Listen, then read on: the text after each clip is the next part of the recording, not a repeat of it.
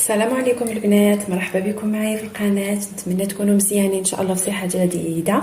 وانتم كتشوفوا هذا الفيديو اليوم غادي نحضر معكم تحضيرات رمضان ان شاء الله. غادي نحضروا هذا النهار البطبوط، ميني بطبوط صغير كيجي رائع ومنفوخ وكيجي ناجح 100%. بقوا معايا باش تعرفوا المقادير وطريقه التحضير. غادي نحل معكم باش تشوفوها كي كتجي من الداخل، كيجي مهوي وكيجي ناجح كما كتشوفوا. ناجحه العجينه ناجحه 100%. بقاو معايا باش تعرفوا المقادير وطريقه التحضير. لاول مره كتشوف القناه ديالي نتمنى تابونا وتفعل الجرس باش يوصلها كل جديد ديالي ان شاء الله. بس بالنسبه للمقادير عندي هنايا جوج سلايف ديال الدقيق الفينو الصلب الرقيق، ماشي ديال السميده، ديال الفينو الرقيق. وعندي هنايا 4 سلايف ديال الدقيق الفورس، الدقيق الابيض. كنديروا 4 ديال السلايف ديال الدقيق الفورس وكنديروا النصف ديالها ديال الفينو. درت 2 سلايف ديال الفينو. غادي ناخذ هنايا واحد المعلقه كبيره ديال الخميره الفوريه، معلقه كبيره هامره.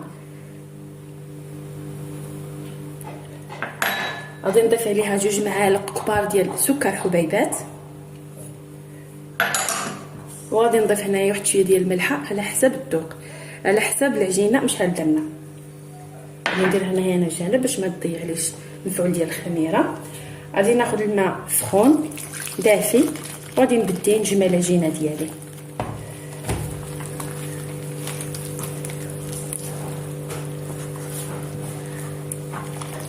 انا كنضيف الماء بشويه بشويه حتى نجمع العجينه ديالي.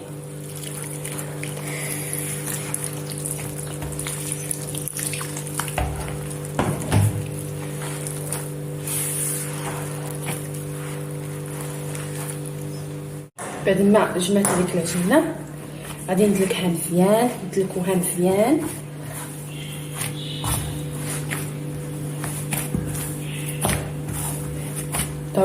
ضروري ندلكوها مزيان باش نحصلوا عليها واحد العجينه رطبه تكون تلصق واحد شويه في اليدين.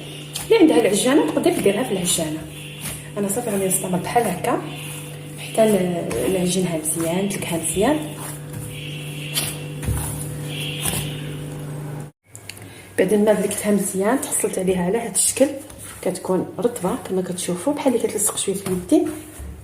دلكتها مزيان حتى حصلت عليها على هكا راه رطبه جايه. صافي غادي نغطيها وغادي نخليها حتى يضاعف الحجم ديالها. خليوها تخمر مزيان.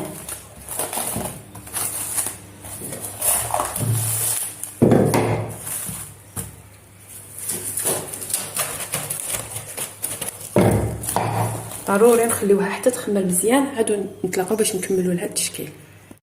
العجينه ديالي بعد ما خليتها خمرت مزيان ضافت الحجم ديالها على هذا الشكل كما كتشوفوا. ضروري نخليوها تخمر باش يجيو لنا البطيبيطات مهويين من الداخل، يجيو لنا خفاف. صافي غادي نحيد بها هذا الهواء.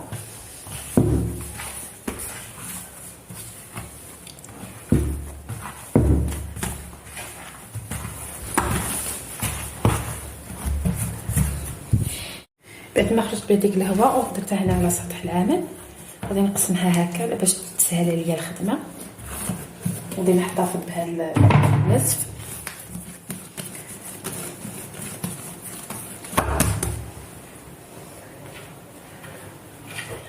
انا ما غاديش نطلقها، غادي غير هكا ونقطعها هكا طوائر صغار على حجم البطبوطه اللي غادي نديرو. هاد الطريقه كتجي احسن، سهله.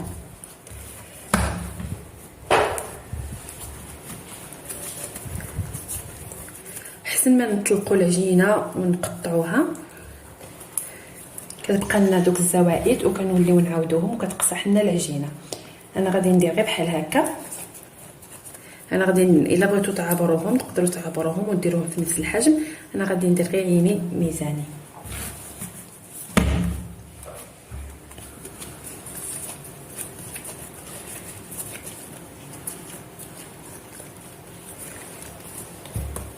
على هذا الشكل انا غادي نستمر بحال هكا تنكمل هاد الكميه اللي عندي. صافي غادي نشكلهم كاملين على هذا الشكل وكناخذهم بحال هكا هكا ندورهم هكا على سطح العمل باش يجيونا متساويين.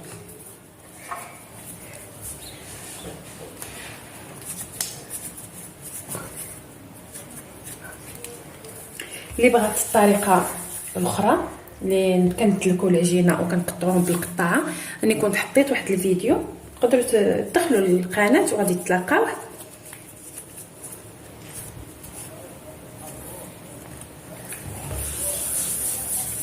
صافي انا غادي نستمر بحال هكا تنكمل الكميه اللي عندي كامله وغادي نخليوها ترتاح واحد شويه عاد ونقرصوها ونوليو نخليوها عاوتاني كتخمر.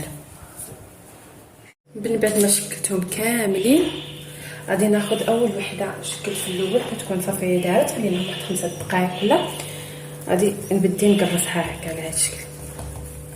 كنستعنوا بالطحين بالدقيق، ضروري نديروا الدقيق.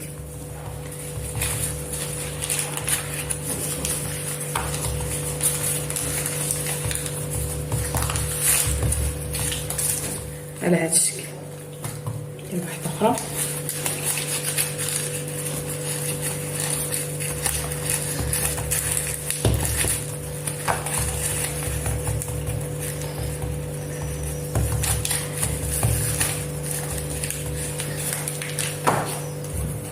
ملي كنخليوهم يرتاحوا واحد شويه في الساعه كيتطلقوا معنا. بالنسبه للطحين ما تكثروش بزاف، نديروه في الدقيق الفورس ماشي الفينو. صافي انا غادي نستمر بحال هكا حتى نكمل هذه الكميه اللي عندي كامله. بعد ما شكلتهم كاملين هما درتهم انا على واحد المنديل. صافي وغادي نخليهم يرتاحوا واحد شويه، غير واحد شويه ما نخليوهمش يرتاحوا بزاف. صافي وغادي نبداو نطيبوهم. درت هنا المقله ثقيله خليتها سخنت، غادي نرمي فيها هكا الحبات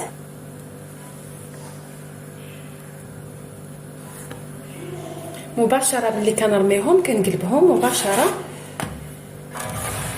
باش يتنفخوا معنا.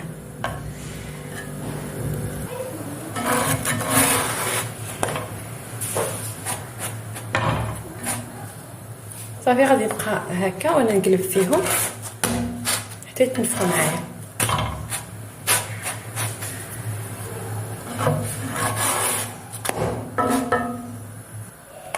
ها هما بداو يتنفخوا معنا.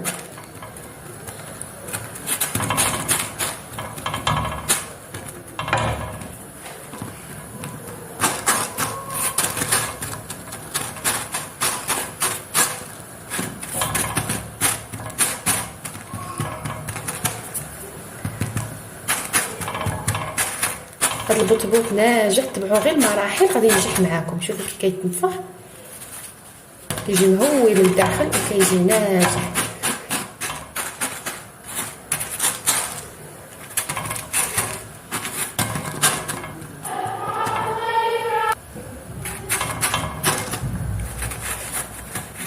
بحال هادو ما طايبين هكا معجنه تقدروا ديروا لهم بحال هكا باش يطيبوا.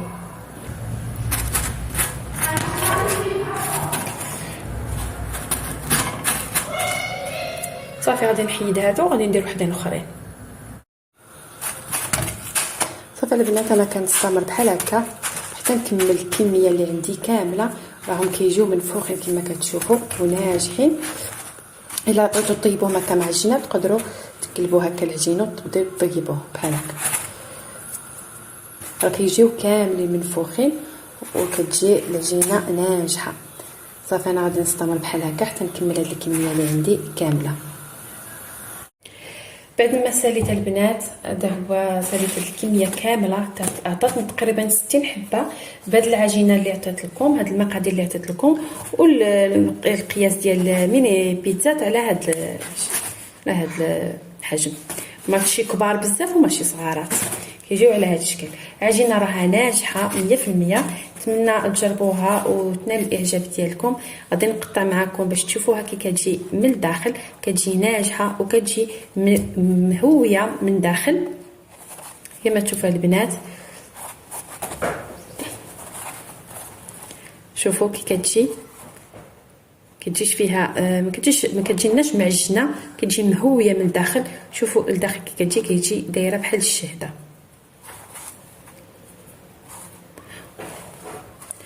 نحضروهم ونديروهم في المجمد ديالنا. بالنسبه لطريقه الاحتفاظ بهم، تقدروا تحلوهم اولا ولا تخليهم حتى تجبدوا، ولكن احسن نحلوهم باش ملي نجبدوهم يجيو لنا ساهلين. صافي غادي ندير انايا هكا وحده فوق وحده على هذا الشكل، على كميه بالنسبه للكميه اللي غادي تحتاجوا اللي غادي تجبدوا. صافي غادي نغلفهم هكا في السلوفان اولا او في بلاستيك غذائي. صافي وغادي نديرهم في واحد العلبه، ولا غادي نديرهم غير في بلاستيك غذائي عادي ونحتفظ بهم في المجمد. ملي نبغيو نحتاجوهم ان شاء الله نجبدوهم ونخليوهم يطلقوا.